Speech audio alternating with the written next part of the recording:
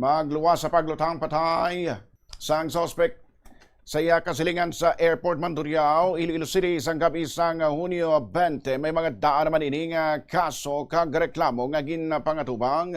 Ang sospek amo si Rebondario Petsado, 54 anyos, samtang ang biktima naman amo si Norman Peldonia, 56 anyos, isa ka elektrisan. Sa interview ang Bombo Radio kay punong barangay Jose Benji Magkailing sang Airport Mandurriao, yagin pahayag nga antes ang pagpanglutang.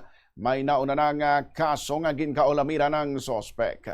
Sunod sa punong barangay sang 2001 tubtob 2002, ginaligar nga ginlabo man sini ang isa ka menor de edad nga babayi. Samtang sang 2020 kung 2021 naman, gintuyo man sini nga labuon ang biktima nga si Peldonia gamit ang binangon apang wala na dayon bagod nga nakapalagyo ang biktima. Bangod sa mga insidente, gindala sang pamilyang sospek sa Mindoro.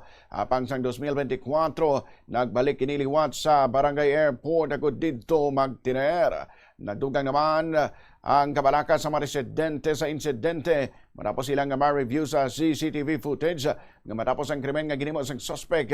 Nakitaan pa ini nga nagalakat-lakat sa lugar kagkaangay nga wala ini sang kahadlok o kung paghinulsol sa iya ginimo. Matapos ang pagpanglutang, nagbalik pang sospek sa Lapulian agud magpanago apang nadakpan ini sang kapulisan sa sulod sang 2 ka oras nga hot pursuit operation. Na-recover man sa otoridad ang ginapatihan gingamit sa krimen nga armas. Yari ang kabahin sa pahayag ni punong barangay Jose Benji Magkailing. Makita sa CCTV namon nga nagalakat-lakat nga daw wala may natabo.